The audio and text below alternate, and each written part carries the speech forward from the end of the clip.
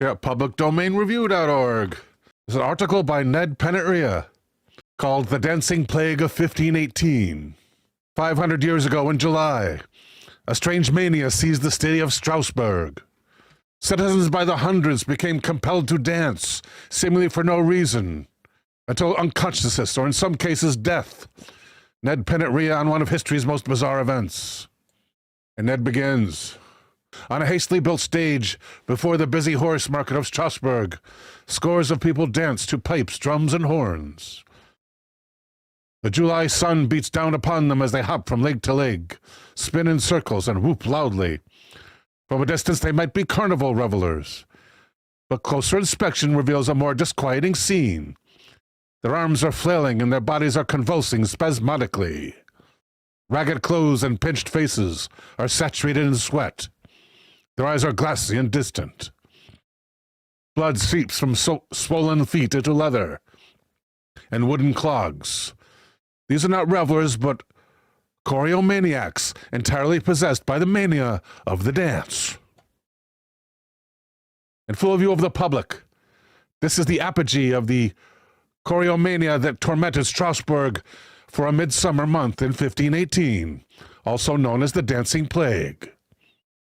It was the most fatal and best documented of the more than 10 such contagions, which had broken out along the Rhine and Moselle rivers since 1374. Numerous accounts of the bizarre events that unfolded that summer can be found scattered across various contemporary documents and chronicles compiled in the subsequent decades and centuries. One 17th century chronicle by the Strasbourg jurist Johann Schilter quotes a now lost manuscript poem.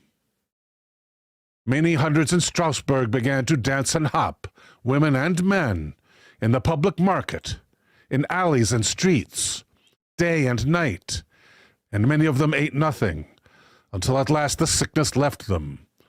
This affliction was called St. Vitus's Dance. Another chronicle from 1636 relates a less happy ending. In the year 1518 AD, there occurred among men a remarkable and terrible disease called St. Vitus's Dance, in which men in their madness began to dance day and night until finally they fell down unconscious and succumbed to death. The physician and alchemist Paracelsus visited Strasbourg 8 years after the plague and became fascinated by its causes. According to his opus Paramirum, and various chroniclers agree, it all started with one woman.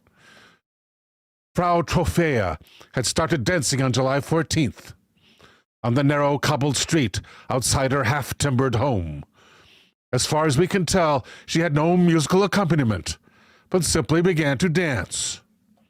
Ignoring her husband's pleas to cease, she continued for hours until the sky turned black and she collapsed in a twitching heap of exhaustion.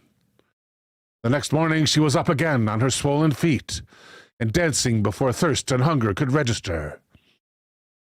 By the third day, people of a great and growing variety, hawkers, porters, beggars, pilgrims, priests and nuns, were drinking in the ungodly spectacle. The mania possessed Frau Trophea for between 4 and 6 days, at which point the frightened authorities intervened by sending her in a wagon 30 miles away to Saverne. There she might be cured at the shrine of Vitus, the saint who it was believed had cursed her. But some of those who had witnessed her strange performance had begun to mimic her, and within days more than 30 choreomaniacs were in motion, some so monomaniacally that only death would have the power to intervene. The more the citizens this unusual plague affected, the more desperate the Privy Council became to control it. The clergy held it to be the work of a vengeful St. Vitus, but the councillors listened instead to the Guild of Physicians, declaring the dance to be a natural disease which comes from overheated blood. According to the humoral theory, the afflicted must therefore be bled. But the physicians instead recommended the treatment given to past victims of this bizarre disease. They must dance themselves free of it. A 16th century chronicle composed by the architect Daniel Specklin records what the council did next. Carpenters and tanners were ordered to transform their guild halls into temporary dance floors and set up platforms in the horse market and in the grain market in full view of the public.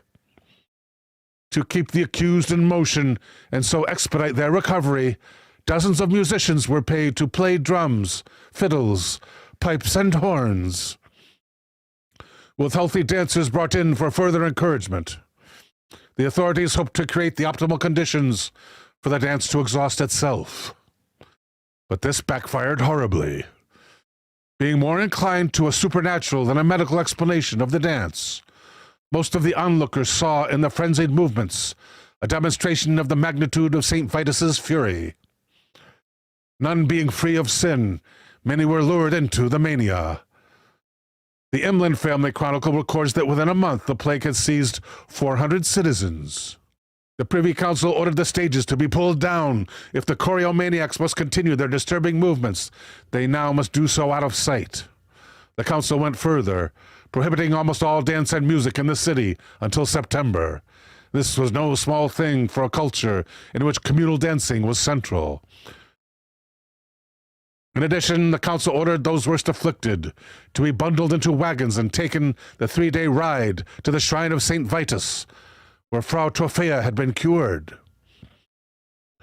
Priests placed choreomaniacs who were presumably still thrashing about like landed fish underneath a wooden carving of Vitus.